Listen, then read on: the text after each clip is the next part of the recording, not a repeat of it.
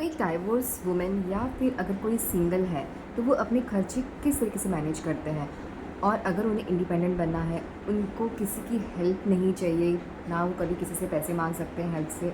मतलब अगर उनकी कोई भी प्रॉब्लम आ गई हो तो वो किसी से कभी हेल्प नहीं मांग सकते, वो खुद से ही करना चाहते हैं, तो वो किस तरीके से मैनेज कर सकते हैं अपने खर्चे को। तो मैं भी एक डाइवोर्स वुमेन हूँ और मैं अपने खर्चे खुद उठाती हूँ, जॉब करती हूँ। पर ये प्रॉब्लम होती है कि सैलरी अगर आपकी जितनी होती है ना, उस हिसाब से आपके खर्चे को आपको डिवाइड पूरा मैनेज करना पड़ता है। जैसे कि रेंट, इलेक्ट्रिसिटी बिल और फ़ोन बिल, और फिर बहुत सारे अदर खर्चे भी होते हैं, जैसे कि खाने पीने का खर्चा। अगर आप घर से ही पूरा टाइम खाना बना के खाते हो, बाहर से तो मैं बिल्कुल भी नहीं खाती, मैं सिर्फ घर होम फूड ही खाती हूँ, तो घर का खर्चा उस हिसाब से कम हो जाता है खाने पीने का। अगर बाहर का ज़्यादा, अगर कोई फूडी है, ज़्यादा खाना खाते हैं बाहर का, तो वो थोड़ा खर्चा ज़्यादा हो जाता है। तो मैं आपको यहाँ पर आज शेयर करना चाहती हूँ कि मैं अकेली अपना खर्चा कैसे उठाती हूँ, और बिना मेरे कोई सपोर्ट के। मतलब मैंने कभी किसी का सपोर्ट नहीं लिया है, ना पेरेंट्स का सपोर्ट लिया है, कभी किसी का सपोर्ट नहीं लिया। मैंने डाइवोर्स के बाद किस तरीके से सारा खर्चा खुद से उठाकर सब कुछ मैनेज किया है।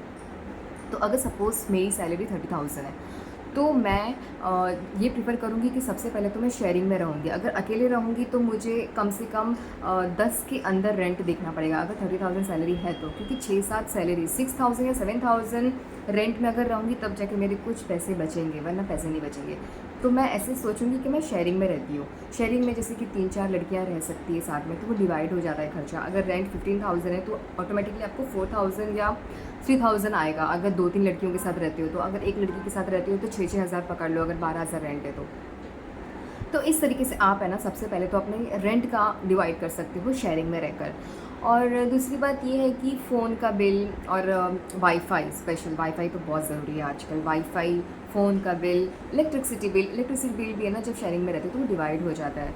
तो कभी भी शेयरिंग का एक बेनिफिट होता है कि अगर लड़कियाँ जॉब कर रही है या अभी डाइवोर्स भी है, तो वो अपने खर्चे को किस तरीके से मैनेज करे। जब तक वो एक अपने डिज़ायर अमाउंट में नहीं आ जाते ना, सैलरी में नहीं आ जाते, तब तक वो इस तरीके से शेयरिंग में रहकर डिवाइड करके रह सकते हैं।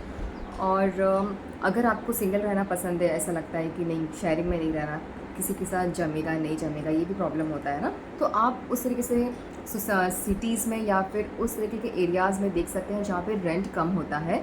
जैसे कि 10 के अंदर भी देख सकते हैं। अगर आपकी सैलरी 30,000 है या 35,000 है, तो आप अपने दिमाग में इतना सोच सकते हो ना कि आपको कितने रेंट में घर चाहिए। तो मैं तो ऐसे ही मैनेज करती हूँ, शेयरिंग में रहती हूँ, अपने खर्चे मेरे डिवाइड हो जाते हैं। तो आप भी मुझे अपने कुछ थॉट्स बताइए कि आप किस तरीके से खर्चे को डिवाइड करते हैं।